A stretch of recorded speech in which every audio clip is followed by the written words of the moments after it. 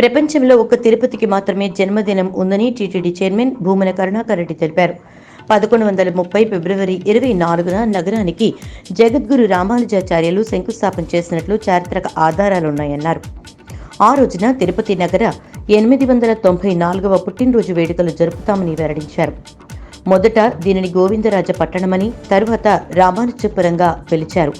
13వ శతాబ్దం నుంచి తిరుపతిగా పిలుస్తున్నారని చెప్పారు. ఇజ్రాయెల్ గాజా మధ్య జరుగుతున్న భీకర యుద్ధంపై భారత్ కూడా స్పందించడం ప్రారంభించింది. గాజాపై ఇజ్రాయెల్ సైన్యం జరిపిన దాడుల్లో 28,000 మంది పాలస్తీనా పౌరులు మరణించారు.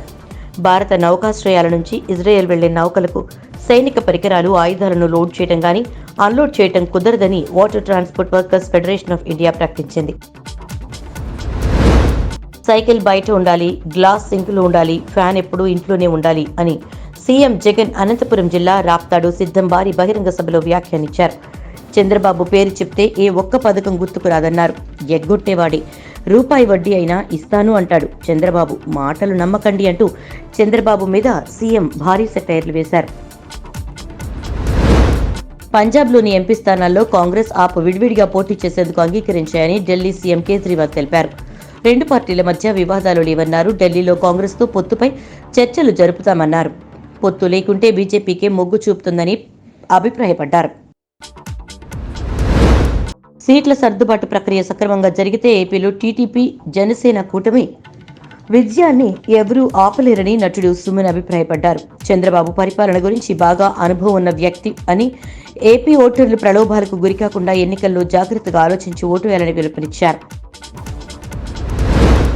ప్రతి కంపెనీ దేశ చట్టాలకు కట్టుబడి పనిచేయాల్సిందేనంటూ కేంద్ర మంత్రి రాజీవ్ చంద్రశేఖర్ కీలక వ్యాఖ్యలు చేశారు.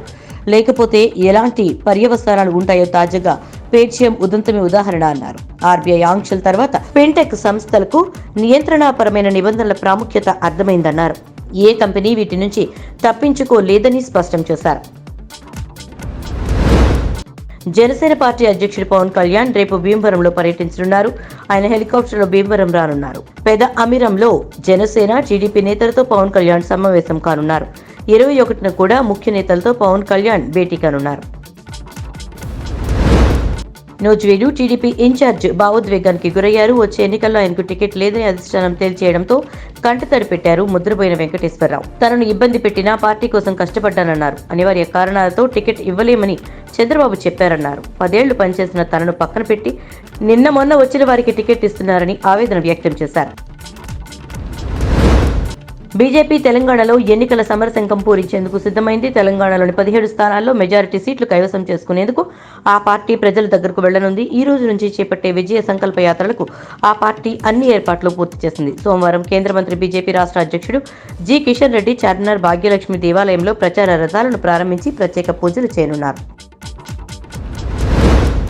ధర్మపురి ఎమ్మెల్యే అడ్లూరి లక్ష్మణ్ కుమార్ ప్రయాణిస్తున్న కారు ప్రమాదానికి గురైంది. జగిత్యాలలోని ఎండవల్లి మండలం అంబారీపేట వద్ద లారీని తప్పించే క్రమంలో ఎమ్మెల్యే ప్రయాణిస్తున్నటువంటి కారు బోల్తా పడింది. ఈ ప్రమాదంలో ఎమ్మెల్యేతో పాటు ఇతరులకు గాయాలయ్యాయి. వీరందరినీ చికిత్స కోసం కరీంనగర్ ఆసుపత్రికి తరలించారు.